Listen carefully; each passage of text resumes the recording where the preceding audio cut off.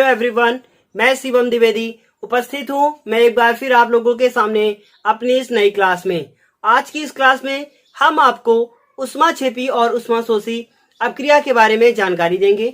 साथ ही साथ हम आपको बताना चाहेंगे कि जो भी आज की क्लास में आप पढ़ेंगे उसे आप नोट्स के तौर पर लिख सकते हैं। डिस्क्रिप्शन बॉक्स में नीचे जाइएगा, वहां पे आपको एक लिंक मिलेगी।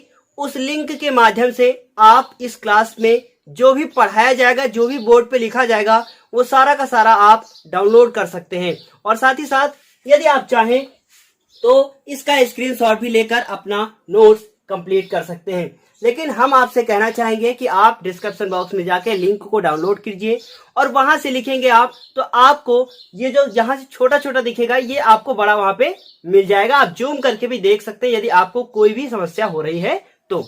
शुरुआत करते हैं हम अपनी क्लास की। हमारी जो क्लास है वो है ऊष्माशोषी और ऊष्माक्षेपी अपक्रिया के बारे में।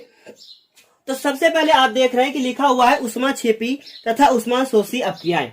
यहाँ पे जो लिखा हुआ है, लिखा है अभिक्रियाएं ऊष्मा परिवर्तन के साथ पूरी होती हैं। इसका मतलब ये क्या है कि किसी भी रासायनिक अपक्रिया को पूरा होने के लिए ऊष्मा की आवश्यकता जरूर होती है। सामान्यतः ऐसा जरूर ही होता है। मान लीजिए आपने थोड़ा सा चूना लिया, सूखा हुआ चूना, और उसमें यदि आप पानी को डालेंगे तो आप देखेंगे कि उससे हीट बहुत ज्यादा बाहर निकलती है। तो जो हीट निकलती है वो भी एक अपक्रिया होगी। और कुछ ऐसी अपक्रियाएं भी होती हैं जिनमें हीट की आवश्यकता होती है। मान लीजिए आप चाय बनाएं तो क्या चाय बिना आप नीचे बर्नर को जलाए हुए चाय बना सकते हैं? बिल्कुल भी नहीं बना पाएंगे। तो ये दो प्रकार की अपक्रियाएं हो जाएंगी। कैसे इनमें क्या होता है? बहुत आसान है, इससे आसान आपको शायद नहीं मिलेगा। यहाँ पे शुरुआत करते हैं। तो अब आप देख रहे हैं यहाँ पे लिखा हुआ है कि अभिक्रियाएं ऊष्मा परिवर्तन के साथ साथ पूरी होती हैं। इसका अर्थ क्या हुआ? इसका अर्थ ये हुआ कि किसी भी रासायनिक अपक्रिया को पूरा होने के लिए या तो ऊष्मा की आवश्यकता होती है या उस रासायनिक अपक्रिया से ऊष्मा भी निकलती है। तो इसे आप कैसे समझेंगे? मान लीजिए आपने थोड़ा सा चूना लिया। कैसा चूना है? वो सूखा हुआ चूना है। और उस सूखे हुए चूने में यदि आप पानी डालेंगे तो क्या होगा? आप देखेंगे कि उससे ऊष्मा निकलेगी। तो ये अपक्रिया कहलाएगी हमारी ऊष्माक्षेपी। और इसी प्रकार एक उदाहरण और ले लें कि जिसमें ऊष्मा हमें देनी पड़े पहले से, तब वो रासायनिक अपक्रिया कंप्लीट हो। जैसे कि चाय बनाना। चाय में क्या होता है? यदि आप नीचे से बर्नर को ऑन नहीं करेंगे तो चीनी के जो कण होंगे वो चाय की पत्ती के कण के साथ रिएक्शन नहीं करेंगे, तो उसमें ऊष्माशोषी अपक्रिया होगी। बहुत सिंपल तरीके से हम आपको इसे समझाएंगे, बस क्लास को अच्छे से समझते जाइए। तो देखिए यहाँ पे लिखा है अपक्रियाएं ऊष्मा के परिवर्तन के साथ साथ पूरी होती हैं। ऊष्मा परिवर्तन के आधार पर अपक्रियाएं दो प्रकार की होती हैं। उसमें से पहली अपक्रिया हम आपको समझाने की कोशिश करते हैं। लिखा हुआ है ऊष्माक्षेपी। यहाँ पे लिखा है वह, पहले इसको समझ लीजिए फिर हम आपको बेसिक बिल्कुल अच्छे से बता देंगे। क्या लिखा है? वह रासायनिक अपक्रिया जिसमें उत्पाद बनने के साथ साथ ऊष्मा भी निकलती है, उसे क्या कहते हैं? उसे कहते हैं ऊष्माक्षेपी अपक्रिया। जैसे कि एग्जाम्पल के तौर पे आप ले सकते हैं कि चूना आपने ले लिया और चूने में क्या डाल दिया? पानी डाल दिया, तो हमें ऊष्मा प्राप्त हो जाएगी। ये उदाहरण मिल जाएगा हमारा ऊष्माक्षेपी का।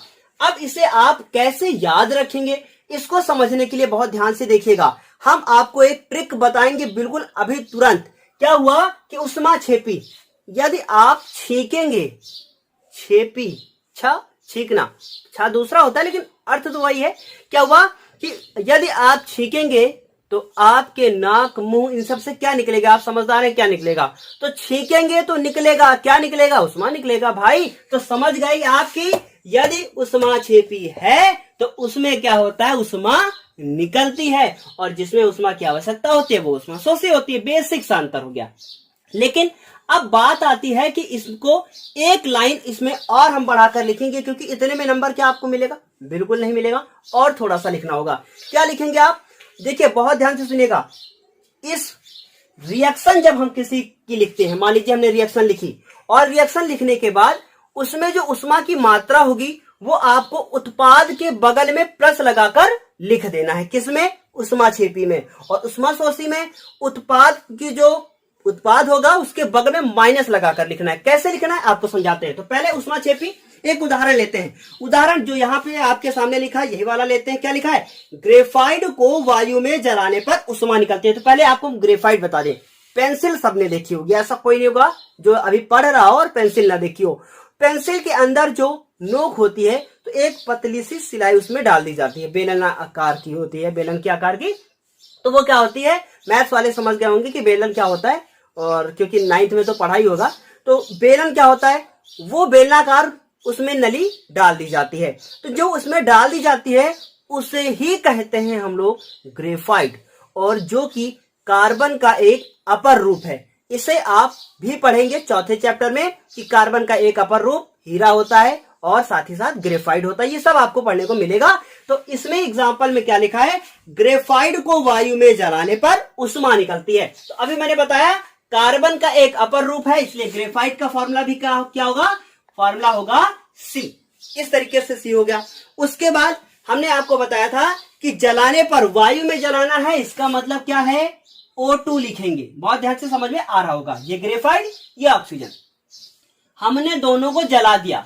जब भी दोनों को जलाएंगे तो क्या निकलेगा, याद रखिएगा, कार्बन को जलाने पर हमेशा कार्बन डाइऑक्साइड गैस ही बनती है। इसका नाम सब लोग जानते हैं, कार्बन डाइऑक्साइड। देखिएगा, 2 होता है तो डाई, 3 होता है तो ट्राई, 4 होगा टेट्रा, 1 होगा तो mono. 1 mono, 2 di, 3 tri, 4 tetra. ये सब धीरे धीरे आपको बताया जाएगा। तो क्या हुआ कि कार्बन से ऑक्सीजन बना, और कार्बन ने ऑक्सीजन के साथ रिएक्शन की और क्या बना, कार्बन डाइऑक्साइड बन गया। लेकिन साथ ही साथ इसमें क्या निकलती है, उष्मा निकलती है। और ये प्रैक्टिकल के रूप में इसको प्रैक्टिकली किया गया, ये रिएक्शन करवाई गई और पता चला कि इसमें कितनी उष्मा निकलती है। इसमें निकलती है, देखिएगा, ये मानक होता है कि 1 मोल लिया, 2 मोल लिया, ये सब मोल क्या होता है, धीरे धीरे आपको केमिस्ट्री बेसिक समझ में आ जाएगा। तो क्या हुआ कि कितनी उष्मा निकलती है, 94 किलो कैलोरी। तो ये किलो कैलोरी जो मैंने यहाँ पे लिख दिया, याद रखिएगा, 1 किलो में क्या होता है, 1000, 1 किलोग्राम में 1000 ग्राम होते हैं, सबको पता है। तो हम लोग यहाँ लिख सकते हैं कि 94 और 3 जीरो लगा के कैलोरी भी लिख सकते हैं। शॉर्ट में मैंने वहां पे नहीं लिखा है, हम लिख देते हैं, इसे इस रूप में भी लिखा जाता है। जिसे समझना हो वो समझ सकता है। ये इंग्लिश में लिखा गया है किलो कैलोरी, तो KCAL ऐसे लिखा जाता है।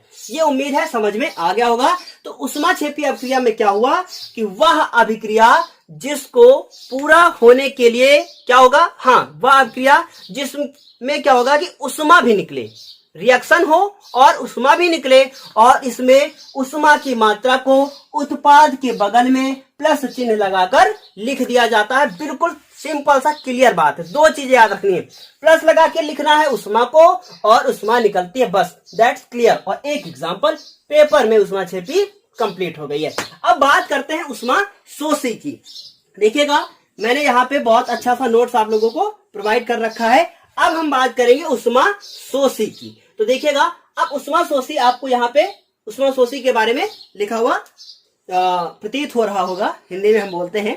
तो उष्मा शोषी अभिक्रिया क्या होती है, वह रासायनिक अभिक्रिया जिसमें उत्पाद बनने के लिए उष्मा की आवश्यकता होती है। मतलब कि यदि एक एग्जाम्पल लिया जाए, जैसे कि एग्जाम्पल के रूप में क्या लिखा है, N2 प्लस O2, ये नाइट्रोजन है, नाम मैंने वहां लिख दिया है, ये ऑक्सीजन है। तो नाइट्रोजन को ऑक्सीजन के साथ मिलाएंगे तो इससे बनेगा NO। देखिएगा, N कितने थे, 2, O कितना है, 1, और अब देखिएगा ये 2 हो गए, ये 2 हो गए, तो इसके आगे क्या लगा देंगे, 2। इसका नाम होता है नाइट्रिक ऑक्साइड। याद रखिएगा, नाम बहुत ही ज्यादा इंपॉर्टेंट है। तो ये क्या हो गया, नाइट्रिक ऑक्साइड हो गया। इसी तरीके से एक गैस होती है जिसे लॉफिंग गैस कहते हैं, उसे नाइट्रस ऑक्साइड कहते हैं। इसका फॉर्मूला भी हम आपको जल्दी से भी बता देंगे थोड़ी देर में। तो ये क्या हुआ, नाइट्रोजन ने ऑक्सीजन के साथ रिएक्शन की तो क्या बना, इससे बना नाइट्रिक ऑक्साइड। लेकिन नाइट्रोजन ने ऑक्सीजन के साथ रिएक्शन तो की, देखिए बोर मत होइएगा, एक केमिस्ट्री है, थोड़ा सा टाइम देंगे तभी समझ में आएगी। तो क्या हुआ कि नाइट्रोजन ने ऑक्सीजन के साथ रिएक्शन की तो क्या बना, नाइट्रिक ऑक्साइड बना। कैसे बना, इसको उष्मा की जरूरत हुई, यदि हम इसको गर्म ना करते तो ये ना बनता। तो क्या हुआ कि उष्मा की जरूरत हुई। बहुत ध्यान से देखिएगा, क्या हुआ, उष्मा की जरूरत। तो हम प्लस लगा के क्या इधर उष्मा की मात्रा को लिख सकते हैं? बिल्कुल लिख सकते हैं, क्योंकि इस बार इधर उष्मा की आवश्यकता हुई, उस बार उष्मा निकली थी। तो इधर जब प्लस लगा के लिखेंगे और प्लस को जब इसके उस तरफ लेकर जाएंगे तो कैसा चिन्ह हो जाएगा भाई? हो जाएगा माइनस का चिन्ह। उम्मीद है समझ में आ रहा होगा। बहुत ही सिंपल है। मैथ्स में क्या होता है, प्लस का चिन्ह उधर गया तो माइनस हो जाएगा, वैसे माइनस। अब थ्योरी में देखिए क्या लिखा हुआ, फिर से एक बार पढ़ के बताते हैं। वह रासायनिक अपक्रिया जिसमें उत्पाद बनने के साथ साथ उष्मा की आवश्यकता होती है उष्मा शोषी अपक्रिया कहलाती है। और इस अभिक्रिया में उष्मा की मात्रा को उत्पाद के दाईं ओर माइनस चिन्ह के साथ लिखा जाता है। तो अब इसको भी प्रैक्टिकल करके देखा गया और ऐसा प्रतीत हुआ कि इसमें 45 किलो कैलोरी, हम शॉर्ट में लिख देते हैं, हिंदी में उधर लिखा हुआ 45 किलो कैलोरी की उष्मा की आवश्यकता होती है। देखिए, फिर आपसे कहना चाहेंगे कि यदि आपको हमारी क्लास समझ में आ रही है तो कृपया वीडियो को लाइक जरूर करें। टाइम बहुत हो गया है, लाइट नहीं आ रही है, इस वजह से हम फैन को ऑन नहीं कर पा रहे हैं, केवल इन्वर्टर से लाइट को यूज करके आपके लिए वीडियो बना रहे हैं। बहुत ही ज्यादा गर्मी हो रही है, इसलिए कृपया लाइक और सब्सक्राइब जरूर करें। हम आपके लिए बहुत ही ज्यादा मेहनत कर रहे हैं। ये मेहनत अपने लिए भी है, आपके लिए भी है और मेरा कुछ शौक भी है, जिस वजह से मैं पढ़ा रहा हूं आप लोगों को। तो ये क्या हुआ कि 45 किलो कैलोरी हुई। अब एक उदाहरण और लेते हैं, नाम जरूर याद रखिएगा, नाइट्रिक ऑक्साइड। एक उदाहरण और लेते हैं। अब उदाहरण लेते हैं कार्बन और गंधक का। अब गंधक क्या होता है? गंधक होता है सल्फर। याद रखिएगा, प्याज आपने देखा होगा, जब भी प्याज को काटो ना तो उसमें से जो झाग निकलती है, जिसकी वजह से हम लोगों को प्रॉब्लम होती है। क्या होता है? आंसू आने लगते हैं। क्यों होते हैं आंसू? इसलिए आता है क्योंकि उसमें सल्फर होता है। प्याज में बहुत सल्फर पाया जाता है, इसलिए प्याज जरूर खाना चाहिए, सबको खाना चाहिए। और इसीलिए बदबू करता है वो, क्योंकि उसमें सल्फर को गंधक भी कहा जाता है। इसलिए क्या होगा, अगला एग्जांपल क्या लिखा है? लिखा है कार्बन और गंधक को देखिए ब्रैकेट में मैंने सल्फर लिख दिया है।